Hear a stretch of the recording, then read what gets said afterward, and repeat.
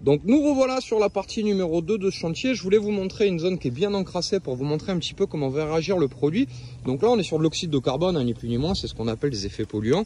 Donc je vais rester en stationnaire et je vais laisser appliquer donc le produit. Et vous allez voir un petit peu ce qui va se passer quand on va appliquer le produit en fait sur la partie qui va être noire. Ben, ça va complètement décoller en fait ce qu'il y a dessus.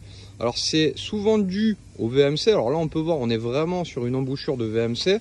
Donc en fait, ce qui va se passer, c'est que le peroxyde d'hydrogène va tout bêtement en fait décoller, il va blanchir ce qu'on va retrouver sur la partie toiture et va permettre de retrouver donc sa couleur originale. Donc vous allez voir, on va le faire en quelques minutes.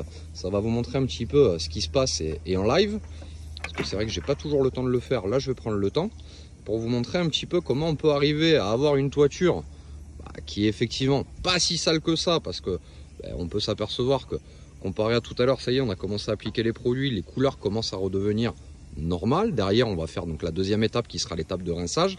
Mais là, sur la première étape, effectivement, on applique donc ce produit qui n'a pas vraiment lieu de traitement de tuile. Alors, je le dis toujours parce que souvent les gens en fait pensent que le traitement de la toiture, c'est le nettoyage. Non, le nettoyage, c'est une phase dite préparatoire au traitement, puisqu'en fait le vrai nettoyage de la partie, le vrai traitement de la partie toiture, c'est la deuxième étape qu'on appelle la partie d'hydrofugation par saturation de produits qui vont en fait permettre de réticuler en fait l'eau, donc de rejeter tout bêtement l'eau et permettre en fait au produit de ne plus laisser pénétrer l'humidité qui elle a tendance à fragiliser votre toiture pour deux paramètres. Le premier, c'est qu'effectivement quand on applique ce type de, quand on a une tuile qui est poreuse, on a de la micro-végétation.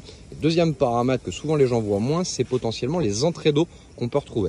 Donc voilà à quoi correspond l'application de ce produit. Donc on insiste bien sur les zones, partout, tout autour, sur le chapeau, vous allez voir, et puis effectivement vous allez vous apercevoir que la toiture, elle va redevenir toute propre.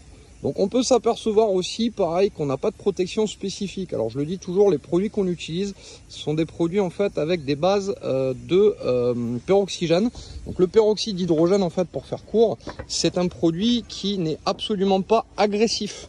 Donc pas de souci par rapport aux gens qui pensent que ça peut potentiellement endommager leur végétation. Alors j'ai plein de clients qui ont fait des vidéos avec nous pour qu'on puisse le prouver dans la réalité. C'est vraiment un produit qui va décoller ce qui est sur la partie toiture. C'est tout bêtement en fait le peroxyde d'hydrogène, une base qu'on appelle en fait une base d'eau oxygénée, avec des pourcentages qui vont être variants suivant entre guillemets les fournisseurs. Nous on se fournit avec un produit qui est quand même assez dosé et qui a effectivement une réaction qui est spécifique. Ces produits, on ne les trouve pas partout, je le précise, pour les gens qui veulent en acheter. Attention, il faut certaines certifications obligatoires pour pouvoir les acheter. Donc sachez qu'aujourd'hui, ça n'a rien à voir avec ce que vous avez tendance à retrouver en grande distribution. Mais je voulais vous montrer un petit peu ce que ça faisait en live, cette partie-là. Voilà, vous savez tout. Et puis nous, on va continuer sur notre chantier. À tout à l'heure. Ciao, ciao.